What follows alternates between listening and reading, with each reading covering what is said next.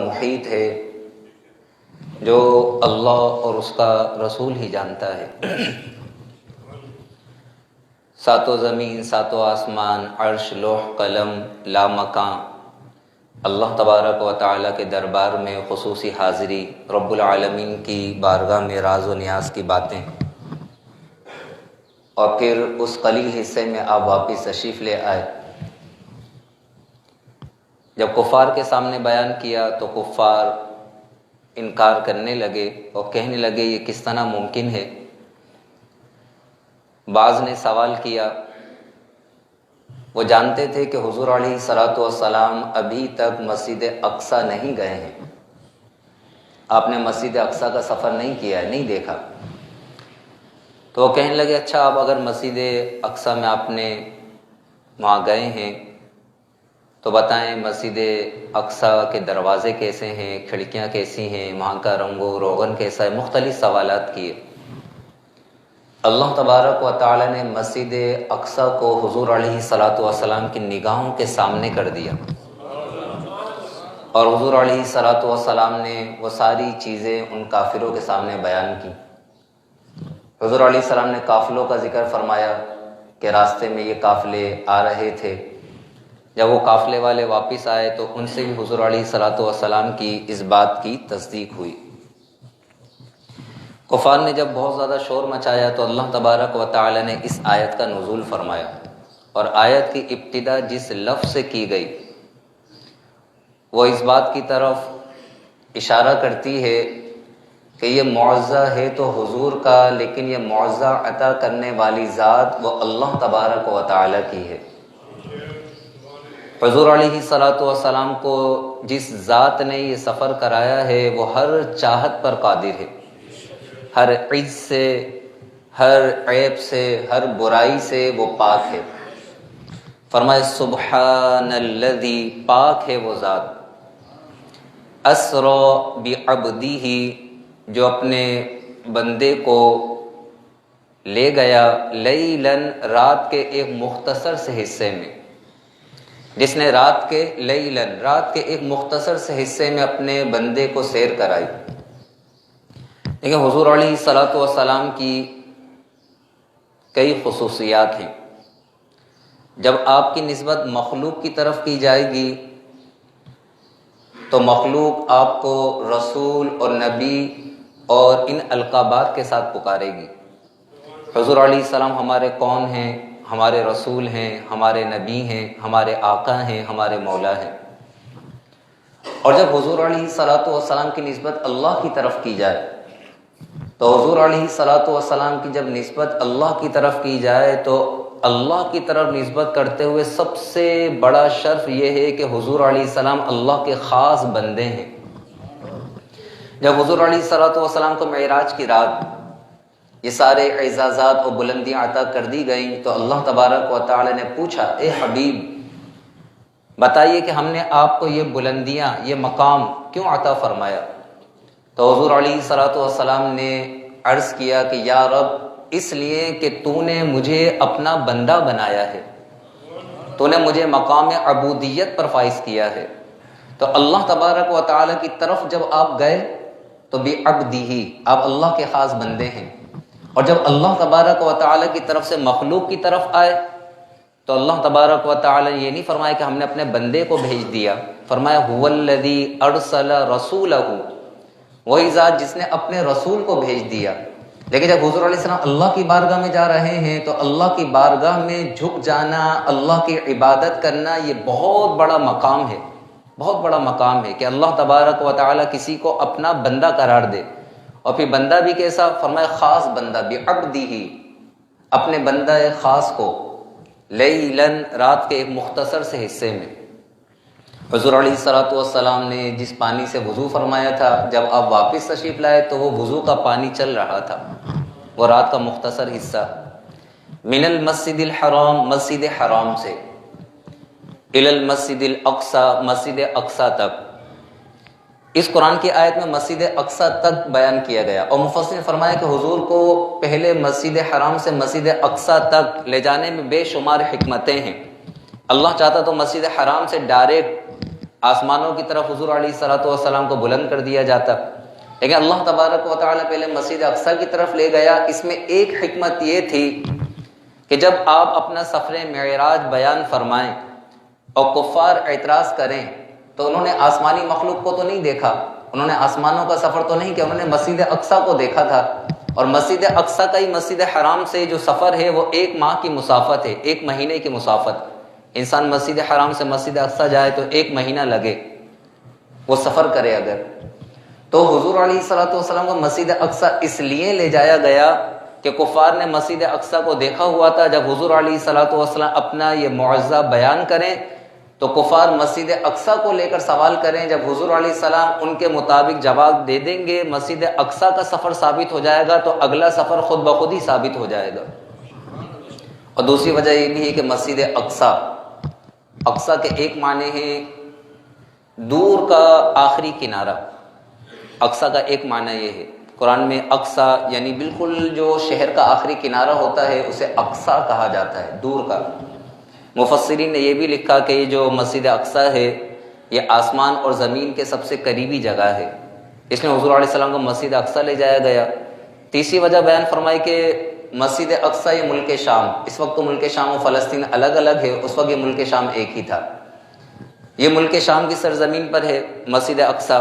اب تو شام کے حصے ہو گئے ہیں اور فلسطین میں اب مسجد اقصیٰ ہے، شام الگ ہے، لیکن اس وقت یہ شام ہی کہلاتا تھا۔ تو حضور علیہ الصلوۃ والسلام کو ملک شام کی سرزمین میں لے جایا گیا کہ وہاں انبیاء کرام علیہم السلام زیادہ تر تشریف لائے، اور وہاں مسجد اقصیٰ میں حضور علیہ الصلوۃ والسلام کو تمام انبیاء کی امامت فرمانی تھی، اس لیے آپ کو مسجد اقصیٰ لے جایا گیا کہ آپ کا یہ لقب امام الانبیاء سید الانبیاء اسی وجہ سے قرار دیا۔ تو فرمایا مسجد حرام سے مسجد اقصیٰ، مسجد اقصیٰ یہ کیسی بابرکت جگہ ہے، فرمایا الذی بارکنا حولہ، کہ ہم نے اس کے ارد گرد برکتیں رکھی ہیں۔ یہ مسجد اقصیٰ کے ارد گرد بڑی برکتیں اللہ نے رکھی، یہاں انبیاء کرام علیہم السلام تشریف لاتے رہے، وہاں انبیاء کرام علیہم السلام کے مزارات ہیں، دینی برکتیں بھی ہیں اور دنیاوی برکتیں بھی ہیں ملک شام کی سرزمین میں۔ لِنُرِيَهُ مِنْ آیاتنا، تاکہ ہم اس بندہ خاص کو اپنی نشانیاں دکھائیں۔ اِنَّهُ هُوَ السَّمِيعُ الْبَصِيرُ، بے شک وہی بہت سننے والا بہت دیکھنے والا ہے۔ اب بنی اسرائیل کا ذکر کیا جا رہا ہے۔ اب جو درس ہے بڑا اہم درس ہے، اس سے بہت سی باتیں انسان کی سمجھ میں آ جاتی ہیں۔ مثلا ایک ذہن میں یہ سوال آتا ہے کہ مسلمان حق پر ہیں تو پھر کافروں کو غلبہ کیوں ہے؟ ملک شام کی سرزمین یا بغداد کی سرزمین یا کشمیر یا فلسطین، کوئی بھی سرزمین ہے، وہاں پہ کفاروں کو غلبہ کیوں ہے؟ کافر غالب ہیں، مسلمان مغلوب کیوں ہیں؟ تو اگلی جو آیات ہیں اس اعتبار سے بڑی اہم ہیں۔ پہلے ارشاد فرمایا وَآتَيْنَا مُوسَى الْكِتَابَ، اور ہم نے موسیٰ کو کتاب عطا فرمائی۔ موسیٰ علیہ السلام کو کون سی کتاب دی گئی؟ توریت۔ اور یہ توریت کیوں دی گئی؟ بنی اسرائیل جو موسیٰ علیہ السلام کی قوم تھی، جب انہیں فرعونیوں سے نجات دی گئی اور یہ مصر سے ہجرت کر کے ملک شام کی طرف آئے، تو انہوں نے خود موسیٰ علیہ السلام سے مانگ کر اس کتاب کو طلب کیا تھا۔ یہ کہتے تھے کہ آپ ہمیں احکامات دیتے ہیں، کوئی کتاب لے آئیں اللہ کی طرف سے تاکہ ہم اس کتاب پر عمل کریں اور اس کتاب پر عمل کے ذریعے ہم رب کا قرب حاصل کریں۔ موسیٰ علیہ السلام نے اسے فرمایا تھا کہیں ایسا تو نہیں کہ تمہیں رب حکم دے دے پھر تم اس حکم سے پھر جاؤ، اس میں جہاد کا حکم ہو، اس میں احکامات ہو؟ تو یہ کہتے تھے نہیں، ہم عمل کریں گے، آپ کتاب لے آئیں۔ پھر جب کتاب لے آئے انہوں نے کتاب کے احکامات دیکھے تو یہ مکر گئے، تو پھر ان پر کوہ طور پہاڑ کو بلند کیا گیا، وَرَفَعْنَا فَوْقَكُمُ الطُّورَ، اور ہم نے تم پر طور پہاڑ کو بلند کیا اور کہا آپ اس کتاب کے احکام مانو۔ تو انہوں نے زبردستی احکام مانے، دل سے نہیں مانے تھے انہوں نے۔ تو پہلے انہوں نے کتاب کو خود طلب کیا، موسیٰ علیہ السلام کو اللہ تعالیٰ سے توریت عطا فرمائی، وَآتَيْنَا مُوسَى الْكِتَابَ، اور ہم نے موسیٰ کو کتاب یعنی توریت عطا فرمائی، وَجَعَلْنَاهُ، اور ہم نے اس کتاب کو ہدن ہدایت بنایا، لِبَنِي اسرائیل، بنی اسرائیل کے لیے، موسیٰ علیہ السلام کی قوم کے لیے، اور انہیں حکم دیا، اس کتاب کے اندر یہ حکم تھا اللہ تتخذوا من دونی وکیلا، کہ تم میرے سوا کسی کو بھی وکیل مت بنانا۔ وکیل کا معنی کیا ہے؟ کارساز، کام بنانے والا، یعنی حقیقی مددگار وہ صرف اللہ ہے۔ میرے مقابلے کے اندر کافروں کو، میرے دشمنوں کو، دوسروں کو اپنا مددگار مت سمجھنا، ہمیشہ میری ہی ذات پر اعتماد اور توکل کرنا۔ اللہ تتخذوا من دونی وکیلا، کہ تم میرے سوا کسی کو بھی کارساز مت بنانا، کام بنانے والا مت بنانا، وکیل مت بنانا، ہمیشہ میری ہی ذات پر اعتماد اور توکل کرنا۔ پھر اللہ تبارک و تعالی نے فرمایا ذریتا من حملنا، اے ان لوگوں کی اولاد، ذریت اولاد، من کن کی اولاد؟ من حملنا، جنہیں ہم نے سوار کیا، مع نوح، نوح کے ساتھ، اے ان لوگوں کی اولاد جنہیں ہم نے نوح کے ساتھ کشتی میں سوار کیا تھا۔ یہ آپ کے بھی علم میں ہے کہ جب طوفان نوح آیا تو نوح علیہ السلام کے ساتھ جو لوگ کشتی میں ایمان والے سوار تھے صرف وہی محفوظ رہے، باقی پوری دنیا کے اندر جتنے بھی کافر تھے سارے کے سارے ہلاک کر دیے گئے، طوفان نوح سے سارے کے سارے غرق کر دیے گئے۔ تو جو صرف ایمان والے کشتی میں سوار تھے وہ محفوظ رہے۔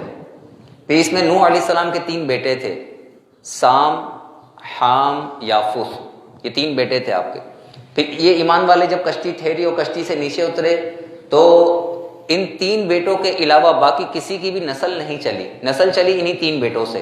اس وقت دنیا میں جتنے بھی انسان آباد ہیں وہ نوح علیہ السلام کے ان 3 بیٹوں کی ہی نسل ہے، انہی کی اولاد ہے۔ اس لیے نوح علیہ السلام کو آدم ثانی بھی کہا جاتا ہے۔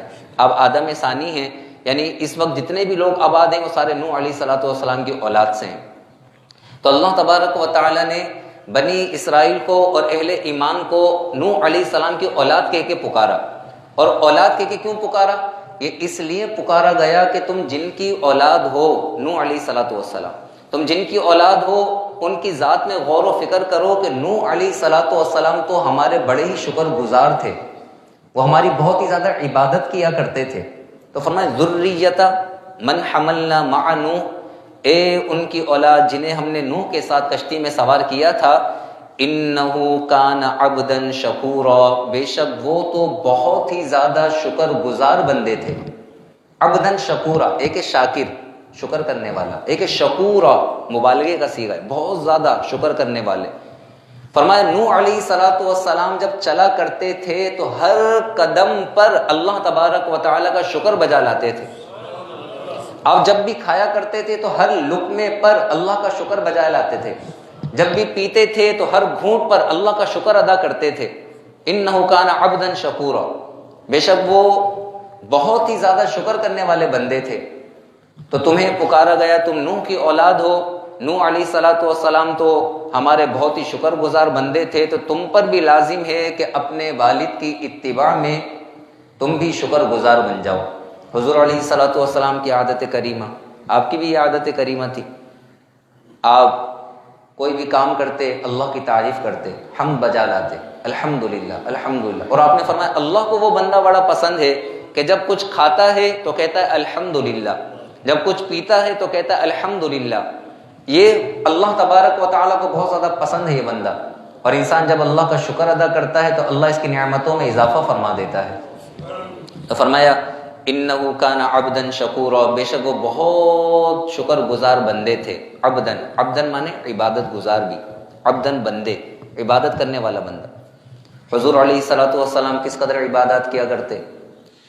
یہ مسلم شریف کی حدیث ہے، حضرت عائشہ طیبہ طاہرہ رضی اللہ تعالی عنہا، آپ فرماتے حضور علیہ السلام اتنا طویل قیام فرمایا کرتے تھے، حتی تورمت قدما، یہاں تک کہ آپ کے قدم مبارک سوج جاتے تھے۔ اس قدر طویل قیام آپ فرماتے تھے، آپ کے قدم مبارک سوج جاتے تھے۔ تو حضرت عائشہ رضی اللہ تعالیٰ عنہ نے عرض کیا کہ آپ اس قدر مشقت کیوں اٹھاتے ہیں؟ حضور علیہ السلام نے آگے سے فرمایا افلا اکون عبدا شکورا، کیا میں اپنے رب کا شکر گزار بندہ نہ بنوں؟ اللہ نے مجھے اس قدر انعامات و اکرامات عطا فرمائے ہیں، اپنا حبیب بنایا ہے، اس قدر مجھے انعامات دیے، تو ان انعامات کے بدلے میں مجھ پر بھی لازم ہے کہ میں اپنے رب کا شکر ادا کروں۔ افلا اکون عبدا شکورا، کیا میں اپنے رب کا شکر گزار بندہ نہ بنوں؟ تو معلوم چلا انسان کو جتنی نعمتیں زیادہ ملتی چلی جائیں وہ اسی قدر عبادات میں بھی اضافہ کرتا چلا جائے، جتنی زیادہ نعمتیں ہیں اسی قدر عبادات میں اضافہ ہو۔ یہی حضور علیہ السلام کا طریقہ ہے، یہی اللہ کے پیاروں کا طریقہ ہے، یہی اولیاء کا طریقہ ہے۔ اگر کوئی یہ کہتا ہے کہ میں پہنچ گیا ہوں اور مجھے عبادت کی ضرورت نہیں ہے، میں نے بڑی عبادات، بڑے مجاہدات، بڑے ریاضات کر کے میں نے بڑا مقام حاصل کر لیا ہے، اب مجاہدات تو وہ کرے جو پہنچے نہیں ہیں، ہم تو پہنچ گئے۔ جو بنے ہوتے ہیں جاہل، جو نقلی پیر بنے بیٹھے ہوتے ہیں، ہر ایک نہیں، نقلی پیر جو ہوتے ہیں جاہل ہوتے ہیں، جن کی میں بات کر رہا ہوں، وہ نہ نماز پڑھتے ہیں، نہ شریعت پر عمل کرتے ہیں، نہ وہ اللہ کی عبادت کرتے ہیں، لیکن وہ ظاہر ایسا کرتے ہیں اپنی باتوں کے ذریعے جسے بڑے پہنچے ہوئے ہیں۔ حضرت جنید بغدادی سے پوچھا گیا، ایک شخص کہتا ہے مجھے عبادت کی حاجت نہیں، میں تو پہنچا ہوا ہوں، عبادت وہ کرے جو پہنچا ہوا نہ ہو۔ تو آپ نے فرمایا وہ سچ کہتا ہے، وہ پہنچ گیا۔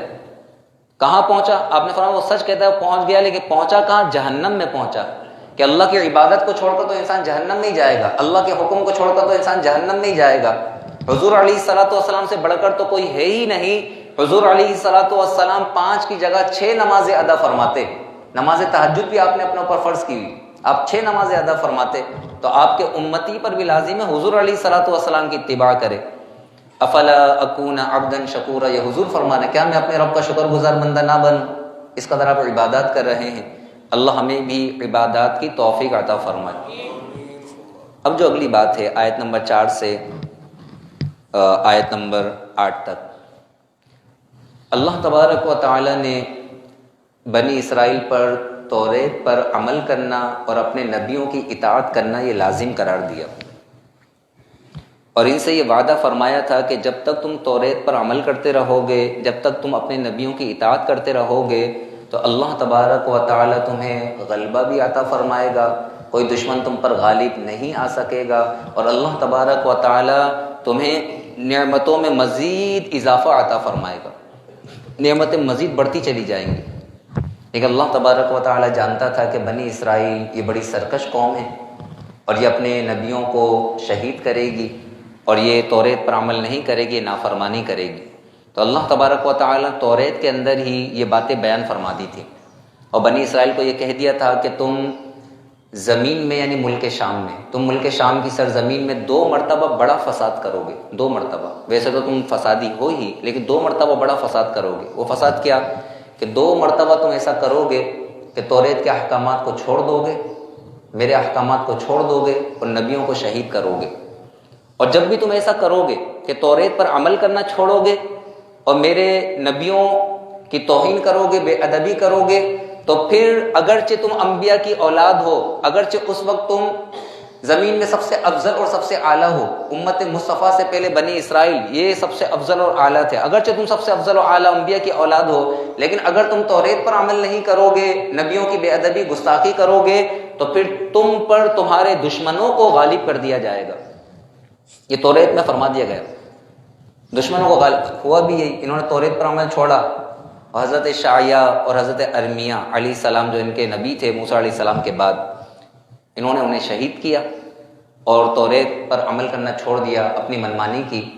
تو پہلی بار اللہ تبارک و تعالی نے ان پر بخت نصر، جو بخت نصر مشرک کافر تھا، اس بخت نصر مشرک کافر کو، ان کے دشمنوں کو ان پر غلبہ دیا۔ وہ ملک شام کی سرزمین میں گھس گیا اور تہس نہس کر دیا پورے ملک شام کو، ان کے بچوں کو قتل کیا، انہیں قتل کیا، ساری عمارتوں کو آگ لگا دی۔ وہ مسجد اقصیٰ میں داخل ہوا، مسجد اقصیٰ کو اس نے ڈھا دیا، گرا دیا، تباہ کر دیا، اور جتنی بھی توریت کی کتابیں تھیں انہیں بھی جلا دیا۔ تو اب یہ جو ملک شام میں جو تباہی آئی کہ بچوں کو اور ان کو قتل کیا گیا، اور ملک شام کی سرزمین میں عمارتوں کو گرا دیا گیا، مسجد اقصیٰ کے اندر وہ گھس گئے، تو اس کی اصل وجہ کیا تھی؟ اصل وجہ یہ تھی کہ ان لوگوں نے توریت پر عمل کرنا چھوڑا، اور اللہ نے جو نبی بھیجے تھے ان نبیوں کی بے ادبی اور گستاخی کی، تو اس وجہ سے ان پر دشمن کو غلبہ دیا گیا۔ 100 سال سے زیادہ کا عرصہ گزرا، 30 پارے میں ہم اس کا ذکر سن چکے۔ حضرت عزیر علیہ السلام جب اس بستی سے گزرے جو ساری کی ساری تباہ و برباد ہو چکی تھی، تو آپ نے کہا اللہ تبارک تعالیٰ اس بستی کو دوبارہ کیسے آباد کرے گا، اور کس طرح یہ آباد ہوگی، تو بالکل ہی ختم ہو چکی ہے، ویران ہو چکی ہے۔ تو پھر اللہ تبارک و تعالی ان لوگوں نے توبہ کی، جو ان کے بچے کچھ انسان تھے، انہوں نے سچی پکی توبہ کی اور عہد و پیمان کیا کہ اب ہم توریت پر عمل کریں گے، یا رب ہم تیری فرما برداری کریں گے، وہ توبہ کی طرف آئے۔ جب انہوں نے توبہ کی تو اللہ تبارک و تعالی ان کی اولاد میں بھی کثرت فرما دی، ان کے مال میں بھی کثرت فرما دی، اور انہیں دوبارہ سے غلبہ عطا فرما دیا، انہیں فتح نصیب ہوئی توبہ کی برکت سے، توبہ کی برکت سے اللہ نے انہیں پھر دوبارہ غلبہ دے دیا، بخت نصر کی حکومت ختم ہو گئی، یہ دوبارہ سے ملک شام کی سرزمین میں آباد ہو گئے۔ پھر اللہ تبارک و تعالی نے عیسیٰ علیہ الصلوۃ والسلام کو بھیجا، تو عیسیٰ علیہ الصلوۃ والسلام کے دور میں جو یہودی تھے، بنی اسرائیل تھے، انہوں نے دوبارہ توریت کا انکار کیا اور اس کے احکامات کو پس پش ڈالا۔ عیسیٰ علیہ الصلوۃ والسلام کو شہید کرنے کا انہوں نے ارادہ کیا، تو اللہ تبارک نے عیسیٰ علیہ السلام کو آسمانوں پر اٹھا لیا، اور اس وجہ سے پھر ان پر دوبارہ دشمنوں کو غلبہ دیا گیا، دشمنوں کو غلبہ دیا گیا، انہیں دوبارہ سے تہس نہس کیا گیا، ان پر رومیوں کو غالب کیا گیا۔ رومی آئے، اہل کتاب تھے، وہ اہل کتاب ملک شام کی سرزمین میں گھسے، ان یہودیوں کا قتل عام کیا، اور دوبارہ سے انہوں نے یہی سارے معاملات کیے، پھر انہوں نے توبہ کی۔ اب اللہ تبارک و تعالی نے یہ بات بیان فرمائی۔ اب دیکھیں یہ بات بیان کرنے کا مقصد کیا ہے؟ اس کا بنیادی مقصد یہ ہے کہ اے امت محمدیہ، تمہیں قرآن دیا گیا ہے، تمہیں ہم نے اپنے حبیب عطا فرمائے ہیں، اگر تم قرآن پر عمل کرو اور ہمارے حبیب کے دامن سے وابستہ ہو جاؤ، ان کی بے ادبی گستاخی سے محفوظ ہو جاؤ، تو اللہ تبارک و تعالی تمہیں دنیا پر غلبہ عطا فرمائے گا۔ اور اگر تم قرآن سے ہی روگردانی کرو گے اور اگر اپنے حبیب کی ہی نافرمانی کرو گے، اپنے نبی کے خلاف چلو گے، تو پھر اللہ تمہارے دشمنوں کو تم پر غالب کر دے گا۔ یہ دشمنوں کے غلبے کی اصل وجہ ہے اللہ اس کے رسول کی نافرمانی۔ قرآن میں یہ بار بار بیان کیا گیا۔ کیا ارشاد فرمایا؟ دیکھیں، وَقَضَيْنَا، قضینا، قضا یقضی کے معنی ہے فیصلہ کرنا، لیکن یہاں مراد وحی اتارنا۔ وقضینا الی بنی اسرائیل، اور ہم نے بنی اسرائیل کی طرف وحی نازل کی، یعنی یہ فیصلہ انہیں سنایا۔ فی الکتاب، کتاب میں یعنی توریت میں ہم نے وحی کے ذریعے انہیں مستقبل کی باتیں بتا دی کہ تم کیا کرو گے۔ وقضینا الی بنی اسرائیل فی الکتاب، اور ہم نے بنی اسرائیل کی طرف کتاب میں یہ وحی بھیجی، لَتُفْسِدُنَّ فِي الْأَرْضِ، کہ ضرور بضرور تم زمین میں فساد کرو گے۔ یہ فساد کیا ہے؟ توریت پر عمل نہ کرنا اور انبیاء کی بے ادبی اور گستاخی۔ وَلَتَعْلُنَّ عُلُوًّا كَبِيرًا، اور ضرور بضرور تم بہت بڑی سرکشی کرو گے۔ بہت بڑی سرکشی کسے قرار دیا گیا؟ اللہ کے نبیوں کی توہین اور بے ادبی کو۔ انہوں نے حضرت ارمیہ، حضرت شعیع علیہ السلام کو شہید کیا، اس کا بیان ہے۔ وَلَتَعْلُنَّ عُلُوًّا كَبِيرًا، اور 2 مرتبہ تم بہت بڑی سرکشی کرو گے۔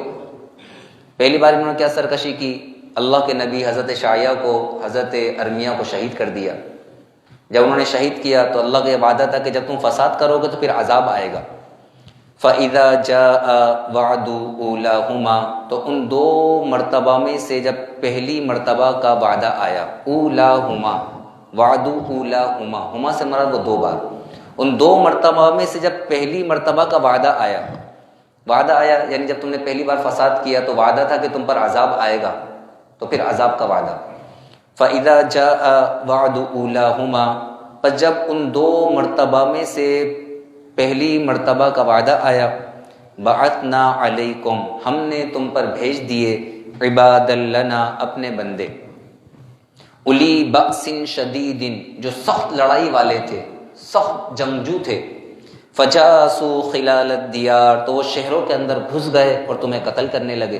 فجاسوا خلال الدیار، وہ ملک شام کی سرزمین میں گھس گئے، بخت نصر بادشاہ اور اس کے جتنے بھی رفقا تھے وہ ملک شام میں گھسے، ان کا قتل عام کیا، عمارتوں کو آگ لگا دی، انہیں گرا دیا اور کتابوں کو بھی جلا دیا۔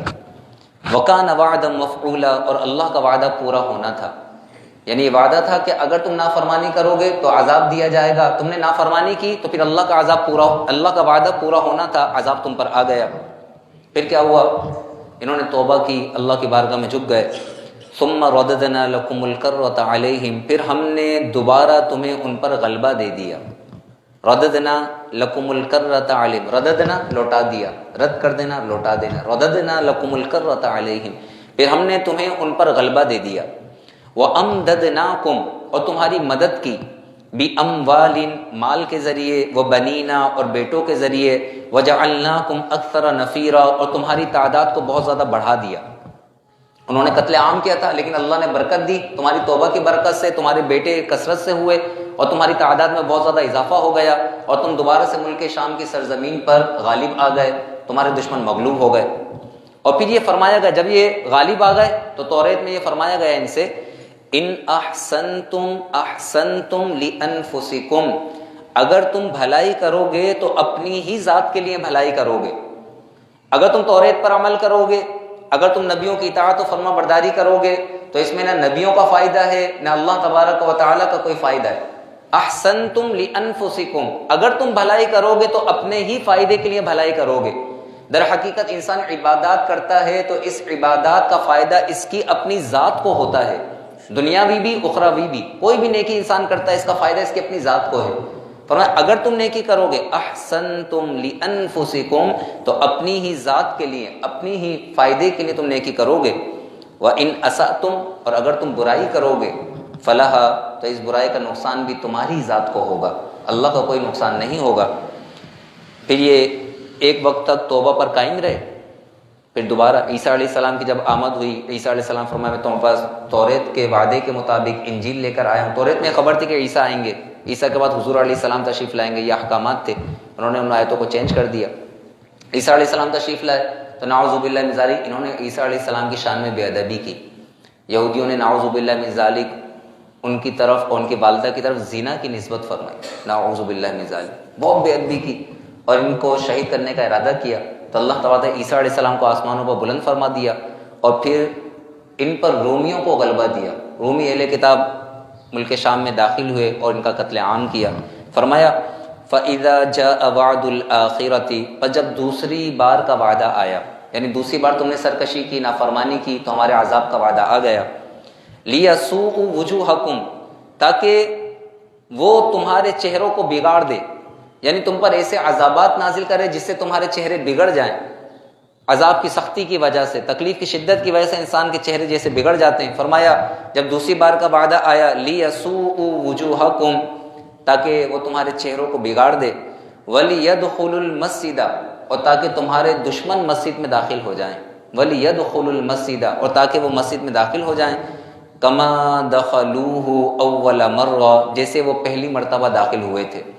پہلی مرتبہ تمہارے دشمن تمہاری نافرمانیوں کی وجہ سے تم پر غالب آئے تھے، اب تم نے دوبارہ نافرمانی کی تو پہلی مرتبہ کی طرح دوبارہ تمہارے دشمن تم پر غالب آئیں گے، وہ تمہاری عبادت خانوں میں داخل ہو جائیں گے، تمہاری عمارتوں کو گرا دیں گے، تمہارے بچوں کو قتل کریں گے، تمہیں قتل کریں گے۔ یہ کس وجہ سے؟ کیونکہ تم نے نافرمانی کی تو تمہاری نافرمانی کا بدلہ یہ ہے۔ فرمایا وَلِيُتَبِّرُوا، اور تاکہ وہ تباہ و برباد کر دیں، مَا عَلَوْا تَدْبِيرًا، جس پر بھی وہ غلبہ پائیں، تدبیر بالکل تباہ و برباد۔ اور یہی ہوا، پھر ان پر دشمنوں نے غلبہ پایا اور انہیں تباہ و برباد کیا۔ عَسَىٰ رَبُّكُمْ أَن يَرْحَمَكُمْ، قریب ہے کہ تمہارا رب تم پر رحم فرمائے۔ فرمایا اگر ابھی دوبارہ توبہ کرو تو اللہ پھر تم پر رحم فرمائے گا۔ انہیں بار بار توبہ کا موقع دیا گیا۔ کب تک توبہ کا موقع دیا گیا؟ حضور علیہ الصلوۃ والسلام کی آمد تک۔ عَسَىٰ رَبُّكُمْ أَن يَرْحَمَكُمْ، قریب ہے کہ تمہارا تم پر پھر رحم فرمائے۔ اور پھر فرما دیا گیا وَإِنْ عُدْتُمْ، اور اگر تم دوبارہ ایسا کرو گے، وَإِنْ عُدْتُمْ، اگر تم پلٹو گے یعنی دوبارہ نافرمانی کرو گے، عُدْنَا، تو ہم تمہیں دوبارہ سزا دیں گے۔ وَإِنْ عُدْتُمْ عُدْنَا، اگر تم دوبارہ کرو گے تو پھر ہم دوبارہ سزا دیں گے۔ وَجَعَلْنَا جَهَنَّمَ لِلْكَافِرِينَ حَصِيرًا، اور ہم نے جہنم کو کافروں کے لیے کیا ہی برا بچھونا بنایا۔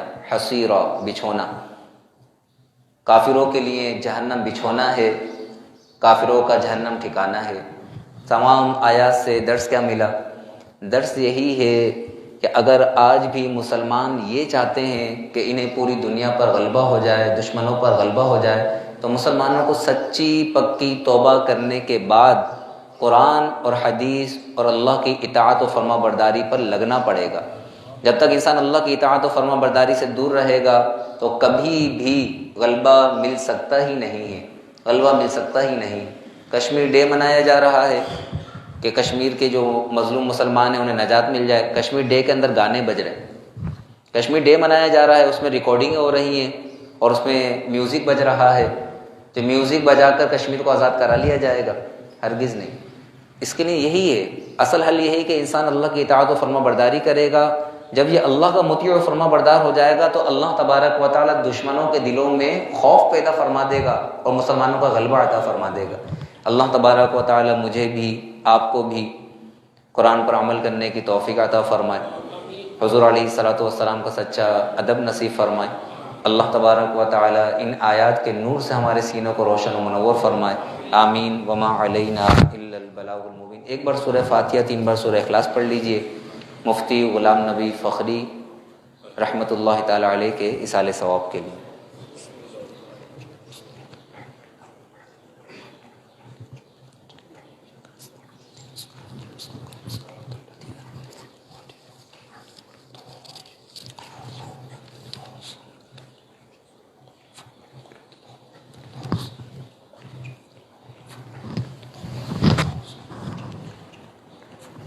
یا رحم الراحمین یا الہ العالمین، ہم سب کی حاضری قبول و منظور فرما۔ اے مالک، ہمیں تیرے حبیب کی سچی اطاعت نصیب فرما، حضور علیہ السلام سے سچی وفا نصیب فرما، قرآن کا نور ہمارے سینوں میں داخل فرما، ہماری نسلوں کو اے مالک قرآن کے مطابق زندگی بسر کرنے کی توفیق عطا فرما، ہمیں تیری نافرمانی سے، تیرے عذاب سے محفوظ و مامون فرما۔ اے مالک، جو تلاوت قرآن کی گئی، 3 قرآن پاک، سورہ بقرہ، سورہ فاتحہ، سورہ اخلاص کی تلاوت کی گئی، قبولیت کا درجہ عطا فرما، اپنے شایان شان ثواب عطا فرما۔